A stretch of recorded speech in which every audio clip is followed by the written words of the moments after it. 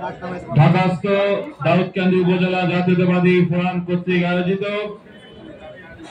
আজকের এই ১৬তম রমজানে এই ইফতার ও দোয়া মাহফিলের সম্মানিত সভাপতি, প্রধান অতিথি, বিশেষ অতিথিবৃন্দ, আমাদের ঢাকাস্থ দাউদকান্দি উপজেলা জাতীয়তাবাদী ফোরামের বিভিন্ন পর্যায়ের নেতৃবৃন্দ, দাউদকান্দি উপজেলা তিতাস থেকে আগত আমাদের শ্রদ্ধেয় নেতৃবৃন্দ, উপস্থিত সুরী মন্ডলী, আসসালামু আলাইকুম রহমতুল্লাহি ওয়া বারাকাতুহু।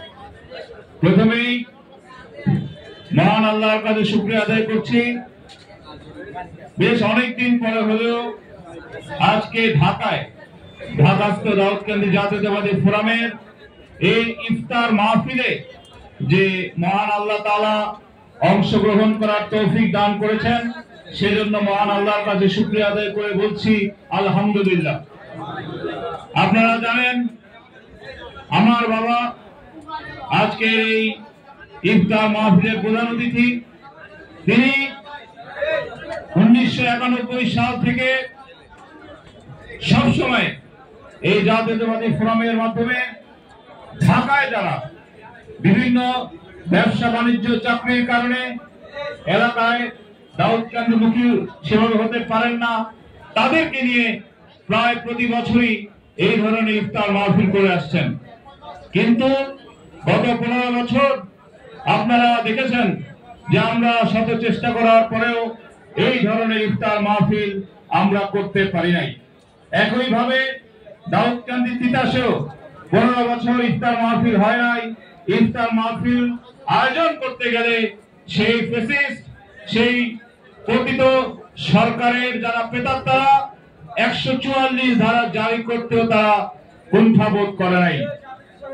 5 আগস্ট ছাত্র জনতার গণ অভ্যুত্থানের মাধ্যমে সেই পতিত খুনি হাসিনার বোন নিয়ে পলায়ন করার পরে একইভাবে যারা গত 15 বছর এই দাউদকান্দি তিতাসে যারা ক্ষমতা অপব্যবহার করেছে, মানুষের জানমাল নিয়ে ছিনিমিনি খেলেছে, গুম খুন হত্যা নির্যাতনের মতো বিকৃত রাজনীতি করেছে, চাঁদাবাজি করেছে, তারাও খুনি হাসিনার পালিয়ে যাওয়ার মতো তারাও বোরখা পরে রাতের অন্ধকারে দাউদকান্দি তিতাস ছেড়ে তারা আজকে আত্মগোপনে রয়েছে।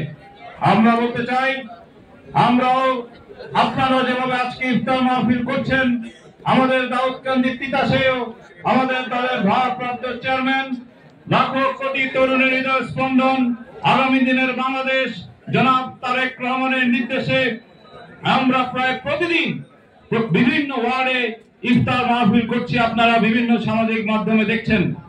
ইনশাআল্লাহ এই ইফতার মাহফিলগুলো হচ্ছে, এর মাধ্যমে বাংলাদেশ জাতীয়তাবাদী দল সুসংগঠিত হচ্ছে।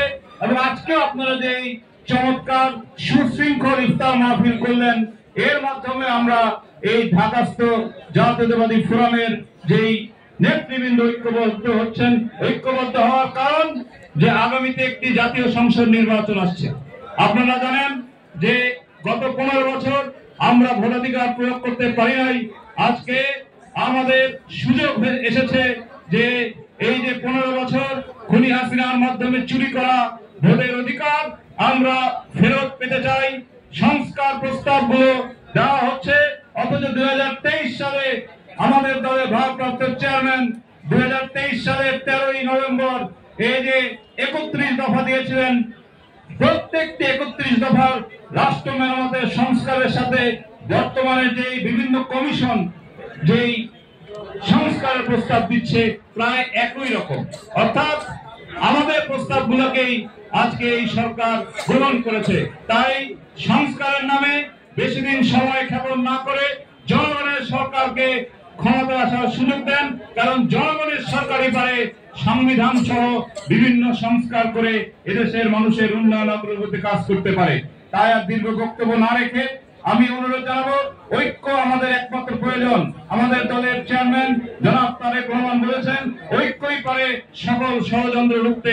তাই আমাদের মধ্যে দ্বন্দ্ব মনোমালিন্য থাকলেও আগামী নির্বাচন পর্যন্ত আমাদের ঐক্য ধরে রাখতে হবে। কেননা বিএনপি ক্ষমতা না আসলে আপনার আমার পদের প্রয়োজন কি? কোনো পদের কারো কোনো লাভ হবে না। তাই আজকে প্রতিহিংসা ভুলে গিয়ে নিজেদের মধ্যে দরাদরি কে আমরা যেন পাশ কাটিয়ে ঐক্যবদ্ধ থাকি। ইনশাআল্লাহ ঐক্যই আমরা আগামী দিনে বাংলাদেশ জাতীয়তাবাদী দলকে রাষ্ট্র ক্ষমতায় আনবে। সেদিন পর্যন্ত সকলকে ঐক্যবদ্ধ থাকার আহ্বান জানিয়ে আবার আজকে চমৎকার এই ইফতার মাহফিল আয়োজন করার জন্য ধন্যবাদ জানিয়ে আমার বক্তব্য শেষ করছি। আল্লাহ হাফেজ। বাংলাদেশ জিন্দাবাদ, বাংলাদেশ জাতীয়তাবাদী দল জিন্দাবাদ, শহীদ রাষ্ট্রপতি জিয়া রহমানের স্মৃতি অমর হোক, দেশ নেত্রী বেগম খালেদা জিয়া জিন্দাবাদ, আগামী দিনের বাংলাদেশ জনাব তারেক রহমান জিন্দাবাদ, বীর মুক্তিযোদ্ধা ডক্টর খন্দকার মোশাররফ হোসেন জিন্দাবাদ।